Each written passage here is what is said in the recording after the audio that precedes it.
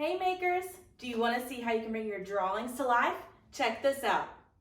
We're going to be using this app called Stop Motion. If you don't know how to use this app, go ahead and go back to the Solar Prep YouTube channel and look at my previous tutorials. The first thing you want to do is set up your workspace. You want to place your paper somewhere in the camera's view and tape it down so it'll be steady the whole time. You also need to set up your camera. You can use a tripod or also boxes and just tape your camera at the top of that box so it stays still. All right, now you're all set up, it's time to draw.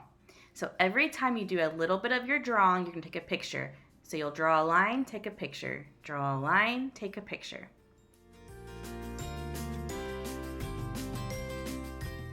This is the view from inside of your stop motion app. And once you're done adding all of your pictures, you're gonna hit the play button at the bottom right-hand side of your screen, and then you're going to watch your whole video come to life. Here are some more examples.